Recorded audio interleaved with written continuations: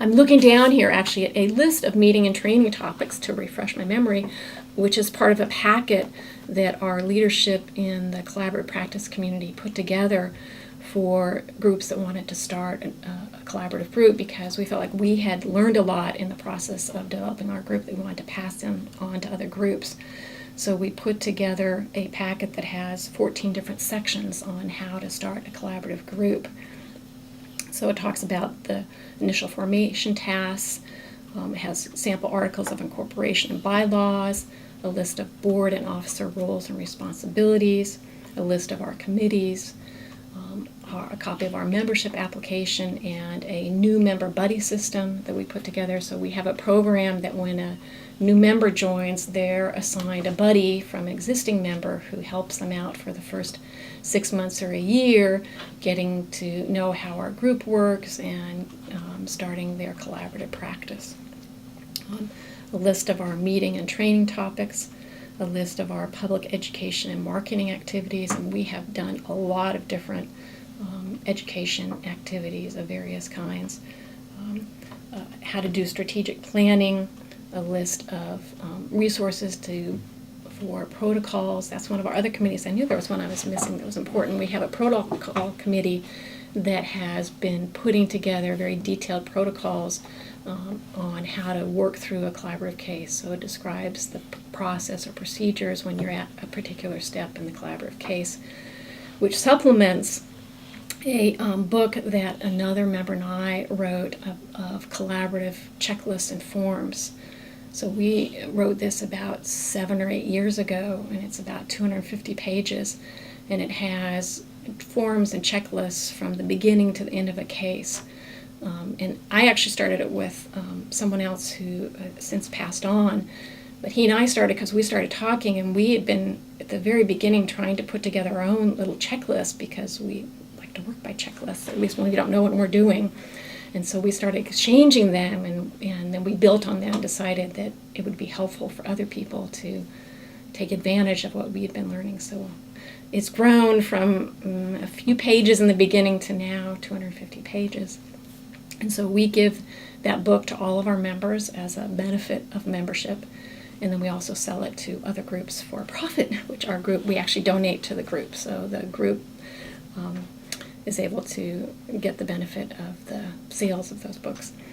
And then we have this other protocol committee that's putting together more detailed protocols. And then the case facilitation, back to this packet that we put together, it has forms for how our case facilitation committee works, and then some information about how you work with other groups to increase the effectiveness of your collaborative practice group.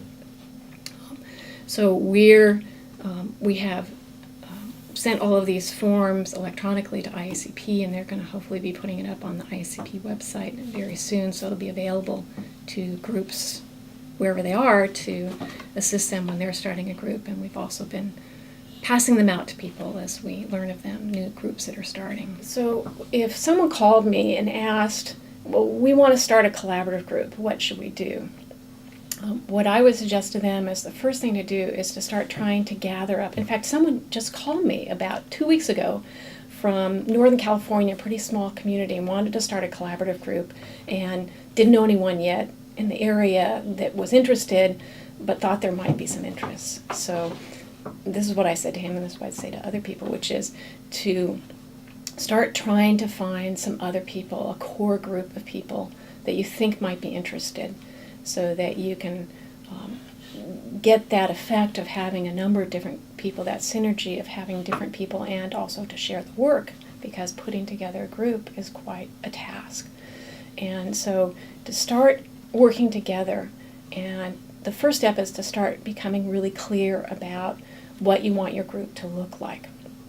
So who's going to be in it?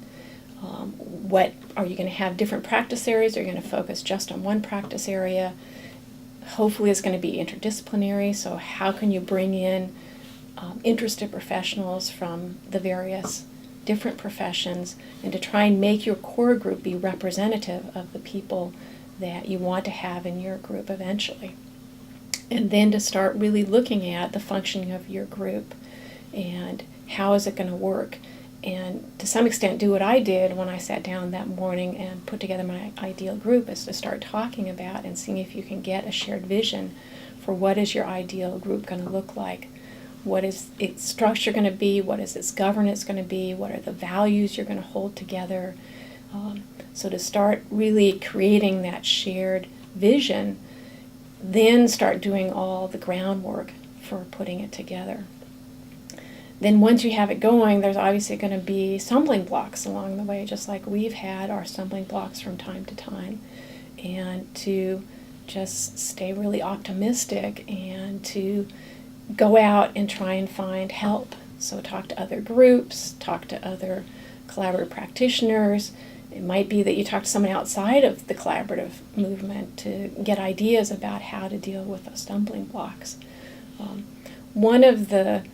It seems like one of the common difficulties that I hear from other groups is some kind of personality differences or political differences, where people are getting into a conflict because of an interpersonal dynamic, and it goes under the surface and doesn't get addressed.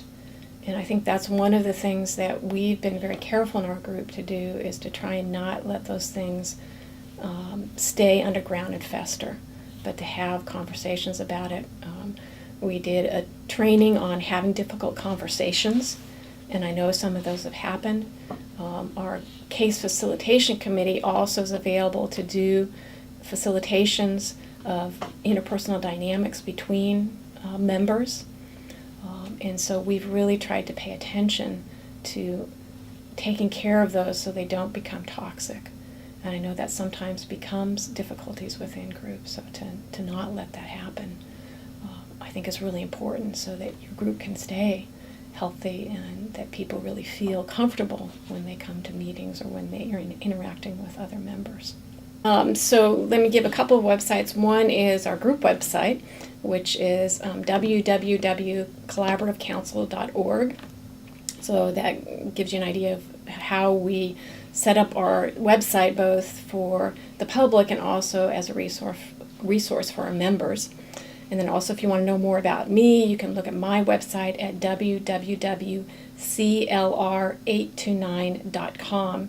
And that also has information about the forms book that I mentioned. What I find inspiring about collaborative work is being able to help people who come in and they don't want to end up in some sort of adversarial relationship with the person they're in dispute with. They really want to try and work through things in a way that when they come through, that they will be better, and so will the rest of the people affected by their conflict, that there will actually be, even in a very difficult situation, something better will come out of it.